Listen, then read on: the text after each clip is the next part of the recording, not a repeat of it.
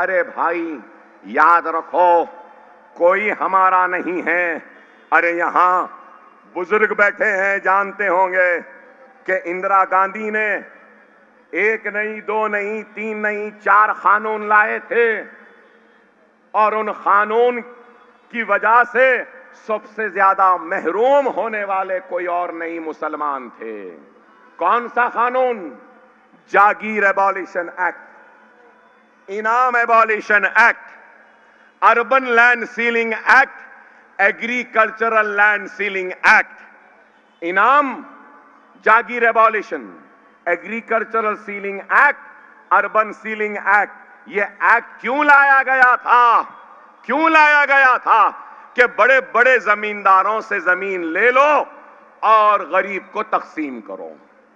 सबसे ज्यादा आपको सुन के हैरत होगी कि हैदराबाद में, तेलंगाना और आंध्र प्रदेश में 11.5 लाख एकड़ मुसलमानों की इनाम और जागीर एबॉलिशन में गई, अर्बन लैंड सीलिंग और एग्रीकल्चरल लैंड सीलिंग में गई थी।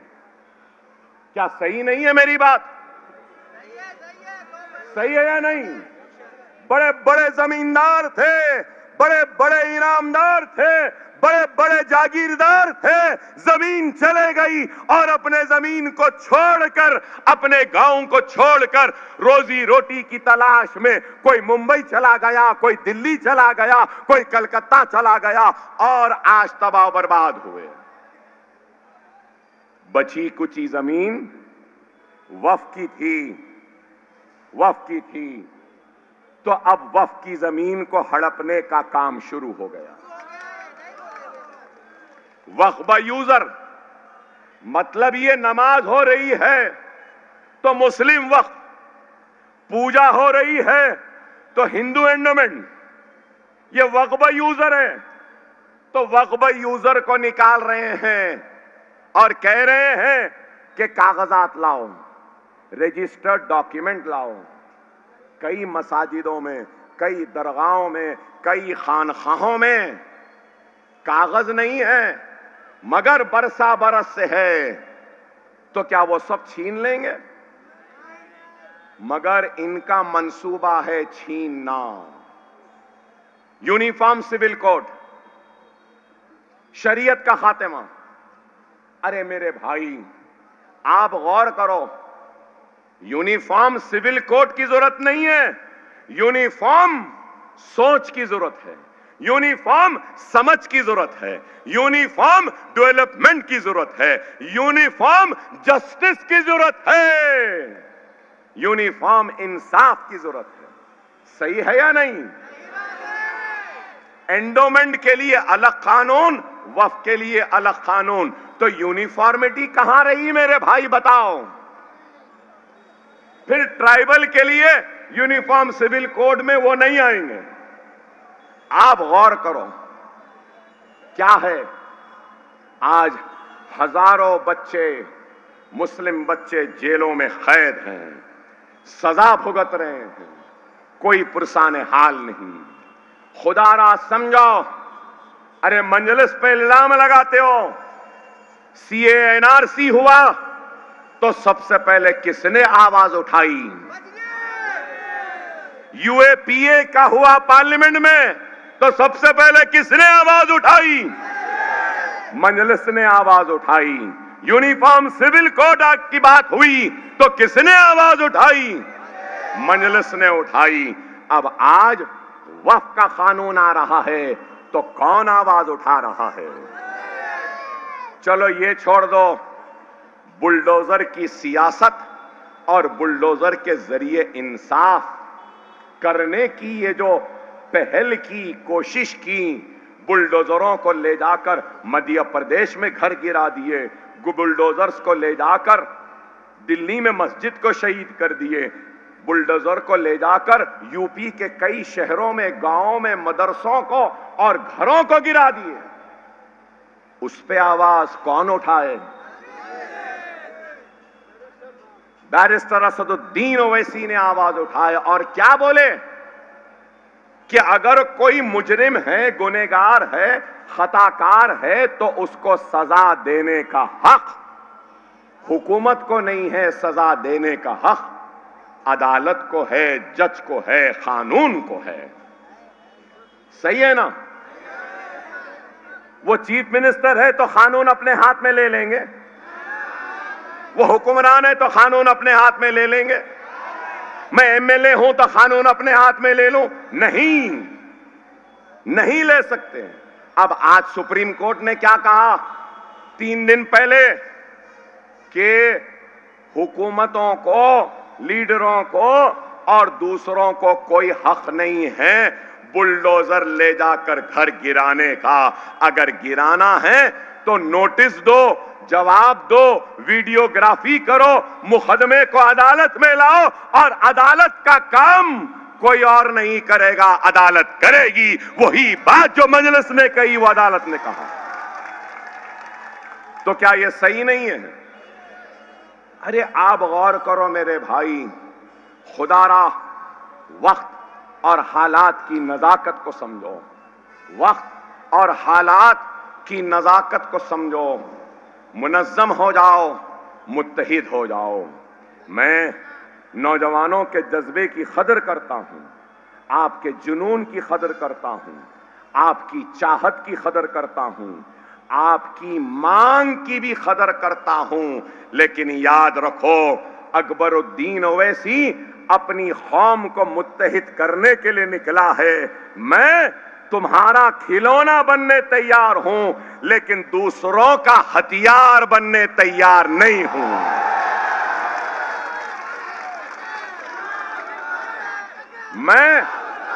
मैं अपनी मुंतशिर कौम को मुत्तहिद करने निकला हूं, मेरी दुश्मन कौम को मुत्तहिद करने के लिए नहीं निकला हूं। समझो मेरी बात को।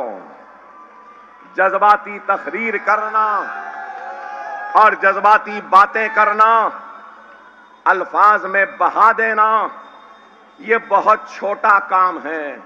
मैं तो माहिर हूं और दुनिया जानती है, अकबरुद्दीन ओवैसी जब बोलने लगता है तो मेरी आतिशनुमाई का कोई मुकाबला नहीं कर सकता। और मैं किसी से डरने व घबराने वाले का नाम अकबर ओवैसी नहीं है। अकबर ओवैसी पे 3 गोलियां 70 मरतबा चाकू, तलवार, कुड़ाड़ियों से मारा गया, लेकिन फिर भी क्या ये आवाज में, इस गर्ज में कोई कमी है? 1 नहीं, 2 नहीं, 3 नहीं, 4 5 मरतबा 40 दिन तक जेल में रहा, लेकिन टूटा नहीं, कमजोर नहीं हुआ। सोने को बिस्तर नहीं देते थे, लेकिन फिर भी अच्छा था। खाना नहीं दिए। अरे जब जेल में गया तो जेलर ने कहा, अकबर साहब हाउ आर यू? मैंने कहा I am perfect and fine. और उसके बाद जब जेल में गया तो एक चादर, एक तकिया दे दिए। रात भर जगाए थे, नींद आ रही थी, बिछाया जमीन पे, तकिया लिया, सो गया, मस्त सो गया। शाम तक सोता रहा। जेलर पूरे आ गए, आके ठहर के बोले, आर यू ओके? आप अच्छे हैं? मैंने कहा हाँ अच्छा हूं।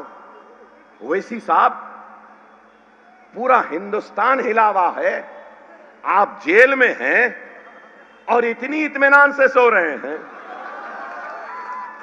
मैंने कहा देखो भाई, नींद के मामले में भी मैं कॉम्प्रोमाइज नहीं करता।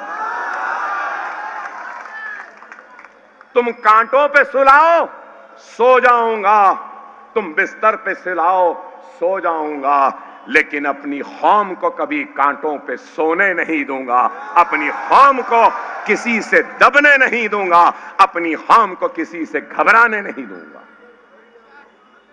आज हम अपनी तकरीर के जरिए अपने दर्द को बयान करते हैं, अपने कर्ब को बयान करते हैं, अपने दर्द को आपके जरिए हम इख्तिदार पे बैठे वालों तक पहुंचाने का काम कर रहे हैं।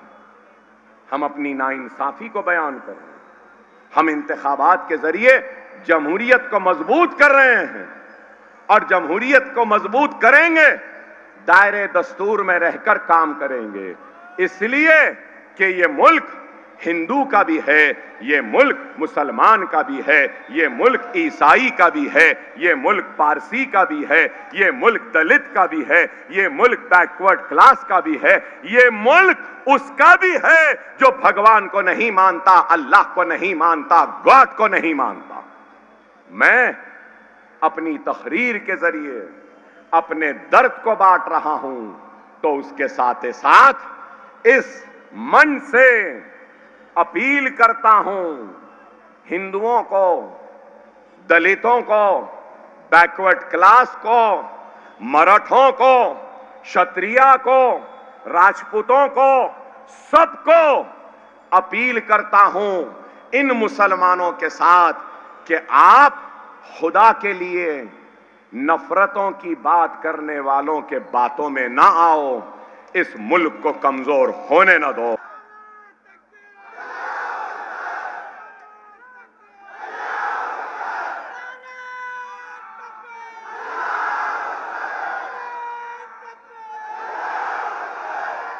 देखो देखने वालों देख लो, देखो देखने वालों देख लो, सुनने वालों सुन लो कि मुसलमान इस मुल्क से कितनी मोहब्बत करता है, मुसलमान अपने हिंदुस्तानी हिंदू से कितनी मोहब्बत करता है, ईसाई से कितनी मोहब्बत करता है, सिख से कितनी मोहब्बत करता है।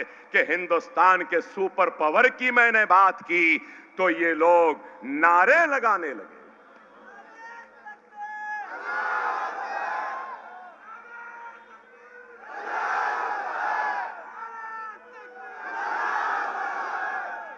हिंदुस्तान के आज के वजीर आजम और गुजरात के कल के चाय वाले इस मुल्क को बांटो नहीं, इस मुल्क को कमजोर न करो, इस मुल्क के लोगों को एक आंख से देखो, मजहब के चश्मे पहनकर न देखो, इनके दुख को देखो, इनकी तकलीफ को देखो। हिंदुस्तान के हिंदू, मुस्लिम, सिख, ईसाई सबका सबसे बड़ा मसला है तो बेरोजगारी का। प्राइम मिनिस्टर इस पे बात करो। हिंदू, मुस्लिम, सिख, ईसाई और सब हिंदुस्तानी का सबसे बड़ा मसला है तो महंगाई का, इस पे बात करो। हिंदू, मुस्लिम, सिख, ईसाई सबका बड़ा मसला है किसानों की खुदकशी, इस पे बात करो। हिंदुस्तान के हिंदू, मुस्लिम, सिख, ईसाई सबका अगर कोई मसला है तो हिंदुस्तान की इकोनॉमी को उठाने का, डॉलर जो बढ़ रहा है इसको काबू में लाने का, रुपये की गिरती हुई कदर को उठाने का है। क्या गलत है? हिंदू, मुस्लिम, सिख, ईसाई का सबका मसला पानी का है। हिंदू, मुस्लिम, सिख, ईसाई का, गोवंडी के हिंदू, मुस्लिम, सिख, ईसाई का मसला ये गंदी बदबू है। हिंदू, मुस्लिम, सिख, ईसाई गोवंडी के लोगों का सबसे बड़ा मसला ये बदबू है, ड्रग्स है, पीने का पानी है, कचरा है। इस पे बात करो। खुदारा समझो, ये लोग मुल्क को तरक्की नहीं दे रहे हैं, ये लोग मुल्क को बांट रहे हैं, मुल्क को बांट रहे हैं और हम इस मुल्क को जोड़ने का काम कर रहे हैं। क्या इतनी तकरीर में कोई नफरत की बात थी? कोई भड़काऊ की बात थी? मगर फिर भी चलाते। अकबर ओवैसी ऐसा बोले, अकबर ओवैसी वैसा बोले, अकबर ओवैसी घड़ी देखे, अकबर ओवैसी बालियों करे, अकबर ओवैसी पसीना ऐसा पोंछे, अकबर ओवैसी ऐसा करे। अरे ऐसा हो गया कि बोलने को कुछ नहीं है, अगर कुछ है तो ओवैसी ओवैसी ओवैसी ओवैसी ओवैसी ओवैसी ओवैसी ओवैसी।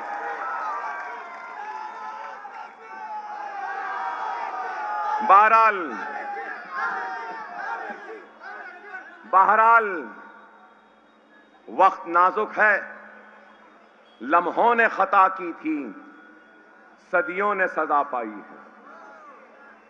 याद रख लो, अगर अब गलती करेंगे तो 15 साल जो बर्दाश्त करें ना, और 5 साल बर्दाश्त करना पड़ेगा।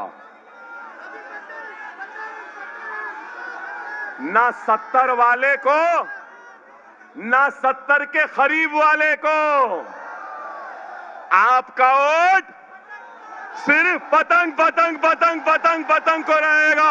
नारे तकबीर, नारे तकबीर, नारे तकबीर। हिंदुस्तान, भारत, इंडिया, मजलिस-ए-इत्तेहादुल मुस्लिमीन, बैरिस्टर असदुद्दीन ओवैसी। 20 तारीख को पतंग रहेगी। वाखिर दावा अल्हम्दुलिल्लाहि रब्बिल आलमीन।